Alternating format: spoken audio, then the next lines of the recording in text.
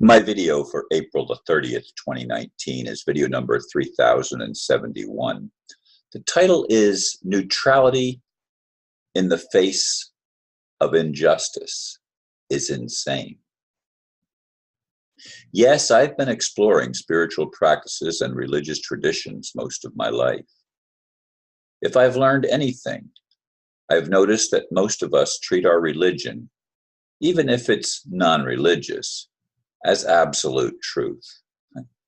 One of the ideas I hear over and over in some circles is the concept that neutrality is the highest form of spiritual attainment possible. To me, that is an inversion of truth that has enabled the most vile of abuses within humanity, and as well as excuses for manipulating virtually everything for profit. And I made a mistake and I got to correct it, or I won't see it because it's a proper word. As Jesus said, love of money is the root of all evil. To be neutral in the face of injustice is to be complicit.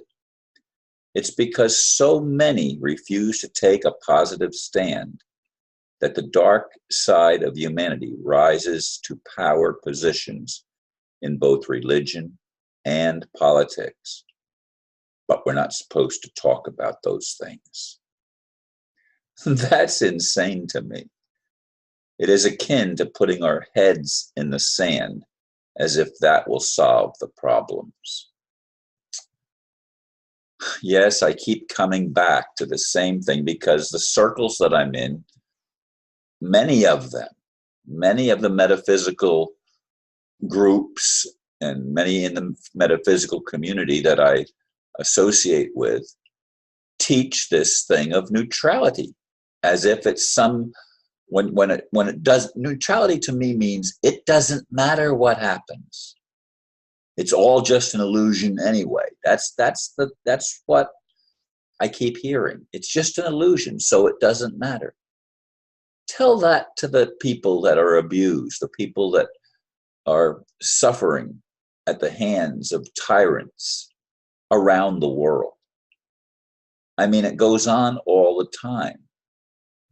In the United States, we try to wear the mask of being fair and balanced, and the mask of truth and justice. But it's not the reality for most people around the world, and it's not even the reality for people living in the United States or other Western countries like Australia and England and the Canada, the Commonwealth nations and stuff like that. It's not true. I mean, there is gross injustice even there, but we're not supposed to point it out. We're not supposed to talk about it.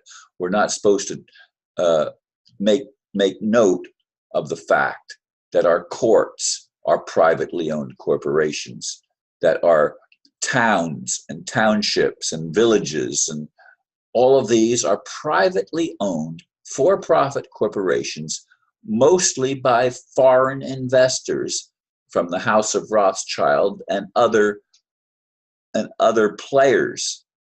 And again, I'm not saying that even all Rothschilds are the problem, because I have had friends, a friend that was a Rothschild, or at least that's the last name that she went by.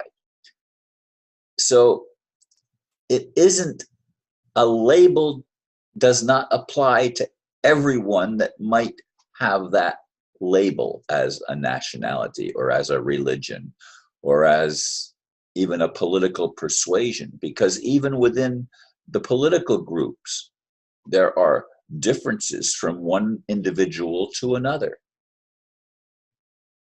But we don't resolve the problems that we face on the planet when we lump everyone together and say, well, because they're a Christian, they're the problem, or because they're Jewish, they're the problem, or because they're Hindu, they're the problem. That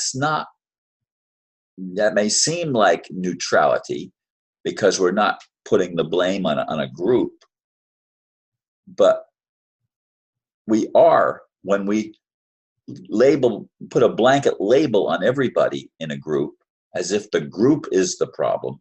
There is no group on this planet. Yes, there are people that are aligned with one another, that have similar or quite the same viewpoints on certain things. But if you explore, you're going to find that even within the groups, there are those that hold a different perspective.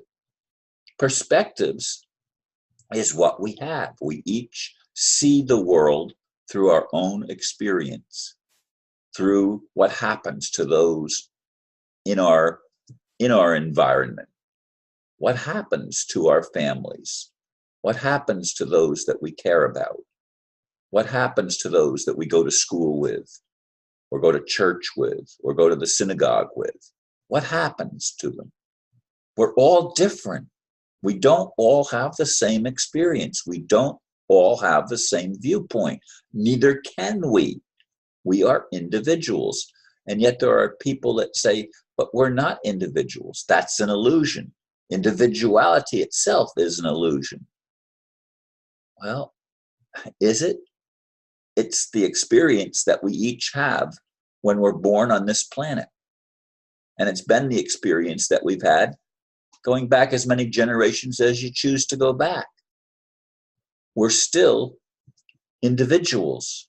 We still have a name. Now, some people make up names or go by alternative names. I mean, I use the handle Paradox Man, but I didn't hide the Ron Van Dyke identity. Paradox Man and Ron Van Dyke, they equal. They're the same. It's just a handle that I've used to describe the work that I do, because I published Paradox Magazine. And my friend, Dr. Bruce L. Morgan, said that paradox was my forte, because I point out the glaring contradictions and the fact that no group doesn't have contradictions. All of the groups have contradictions in them. Why? Because there are different viewpoints of those within the group. That's the reason that there are contradictions. Not everybody in the group adheres to the same idea or the same principles. There are variations. Why is this such a difficult thing to understand and to accept? Why do we think we have to be neutral in the face of gross injustices that are committed on people anywhere on the planet? It doesn't matter where. You look at what's happening to the extremists in the Arabian Peninsula, for example.